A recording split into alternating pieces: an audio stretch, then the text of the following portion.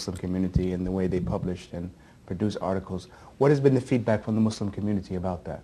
It has been very positive. I've gone for my Jummah prayer, and I have had a lot of people come up to me, and they really appreciated that we are actually showing Muslims in a light that they should be shown. The real, true Islamic people are being portrayed in our paper.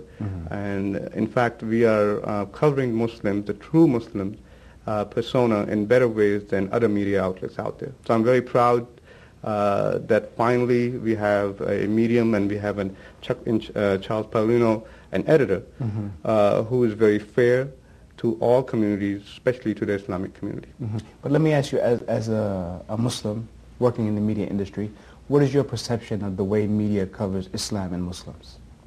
My perception is very different from our editors. Yes. I've worked in the media, in broadcast and print. And one of the reasons that I've chosen to work with Gannett is that it is different from other organizations.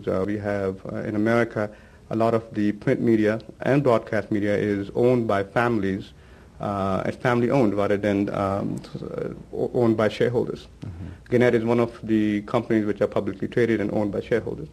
Our biggest competitor, for example, in New Jersey, the Star-Ledger, is a family-owned enterprise owned by Russian Jewish immigrants that came to America. So yes, there is, as Charles was saying, I wouldn't see, well, not on an individual basis, but there is, I would say, a certain decision-making based on what to cover, what not to cover. And I feel that we do a better job and a more fair job than the other newspapers out there. Right. And outside of your newspaper, what are some of the efforts and steps that Muslims should take to really correct the image projected in some of the other newspapers and media outlets? What can we actually do and not just talk about? That's a very good question. I think we need to get involved in America. We have to show what a true Americans that we are. We have to get involved in journalism. We have to get involved in political committees. We need to get involved in what's going on in our own, in a micro level, at a micro level, what's going on in the school systems, what's going on in what really the issues that affect our individual communities. And I have found that a lot of the Muslims in our community, especially after September 11th, have kind of taken a back seat. They're not as bold and courageous in taking part in the efforts going on around them.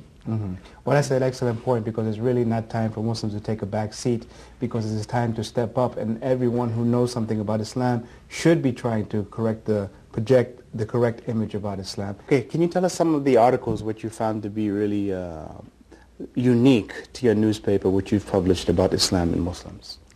Yes, the first article that comes to mind is our Happy Eid proclamation, right on the front page on Eid in January. This one was actually historical because it's the first time in the United States history that a newspaper had a Happy Eid on the front page. And so many newspapers put Merry Christmas, Happy Hanukkah, but this is the first time somebody put Happy Eid. Exactly. And was there any feedback about that? Absolutely. I had, I'm the circulation director here, and I had calls that were very concerned.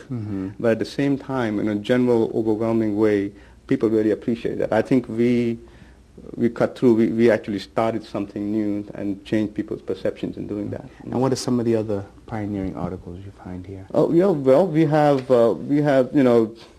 covered the Nur Iman School, which is a local high school and grade school. We had a story about the women's basketball team at Nur Iman.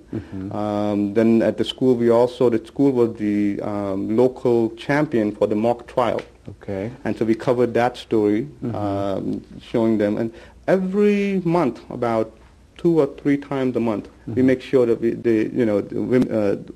the women and the children of the Nur Iman and the success stories of our community, Muslim community, are out there in front of our readership. We have about 66,000